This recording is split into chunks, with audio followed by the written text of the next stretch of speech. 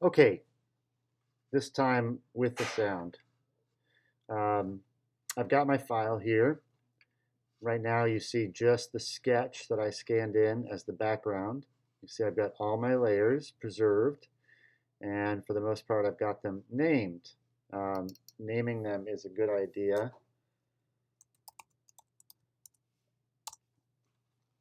Um, some of these were just to help me get to a certain point that I don't actually need to print as film positives, and some are actually what I have to print as film positives.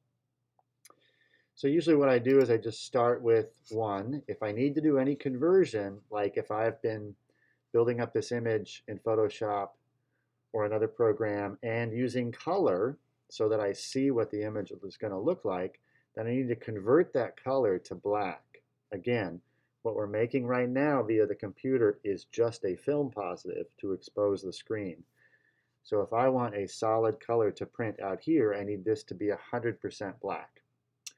If you're unsure about what you painted with or something, you might want to sample on it and make sure that it is 100% black, not 99% black or anything shy of it. It's got to be 100% black. Even so, the laser printer that we use to print the film positive is not the most opaque of inks. It works, but it's not like super great.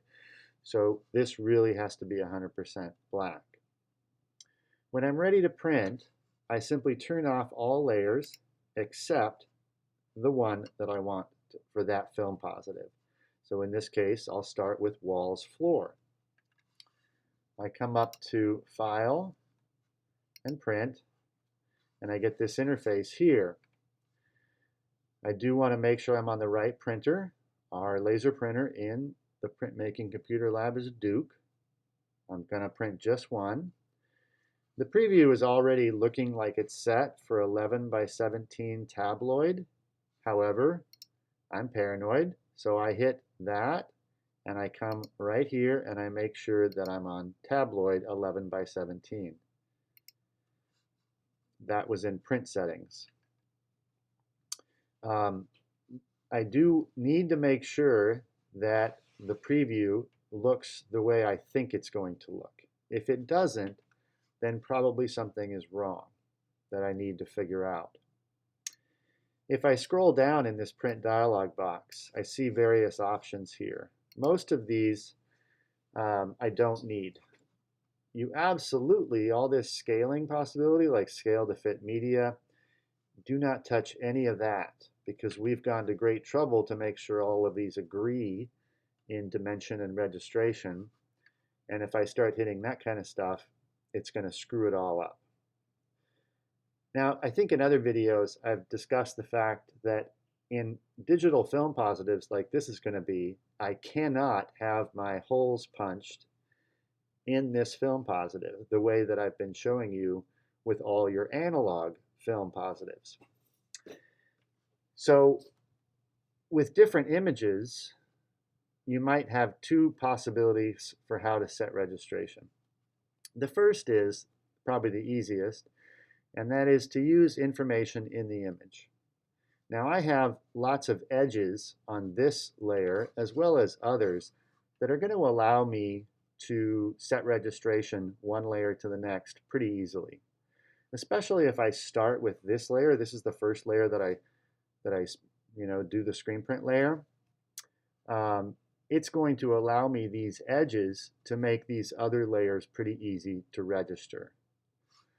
So I'm going to use the first solution in this.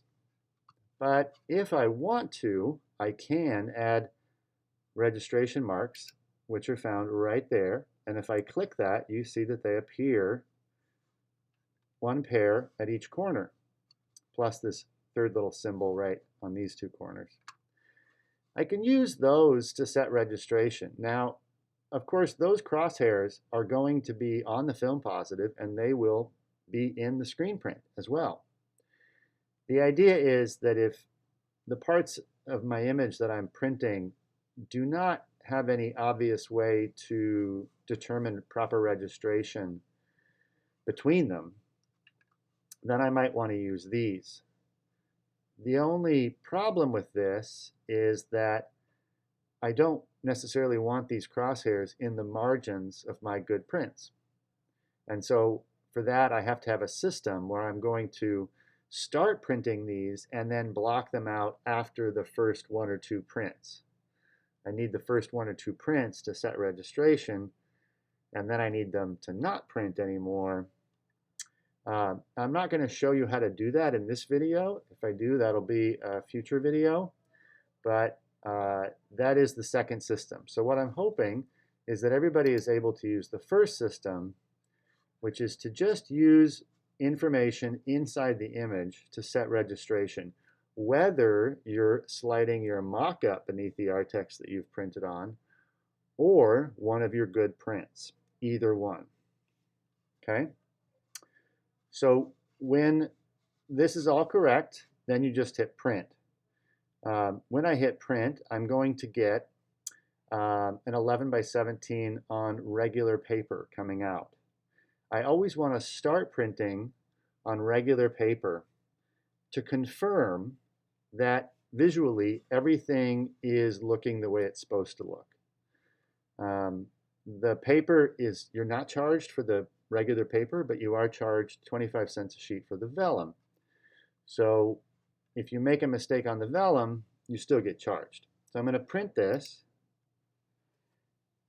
The laser printer in drawer 3 has 11 by 17 tabloid paper. So it's automatically going to use one of those. Once it prints, and I know for certain that it looks good, I should take it over to the light table with my mock-up,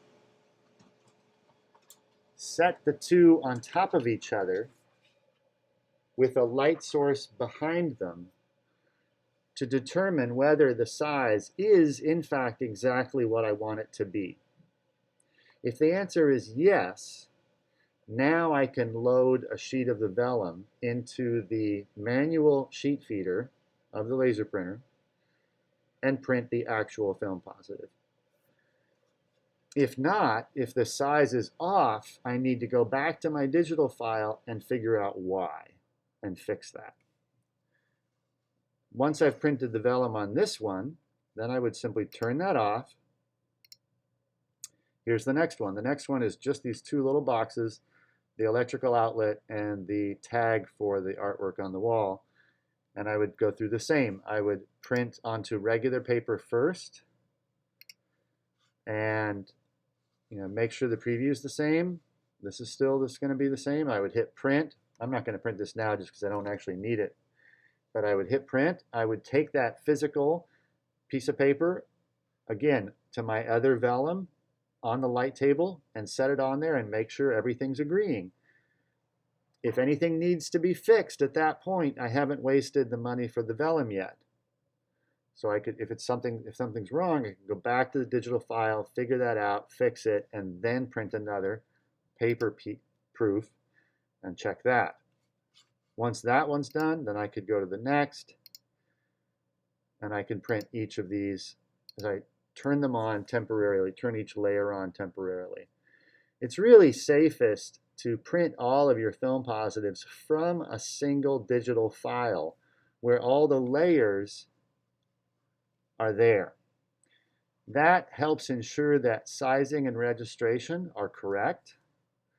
There's too many ways that sizing can go wrong if you're working across multiple digital files. It's not impossible, but it just makes things a lot more difficult. So I definitely recommend single digital file, lots of layers, name the layers, keep everything straight. You might, if it gets to be a really complex image, you might even use folders and organize layers within folders so that you can really keep track of things. I think that's it.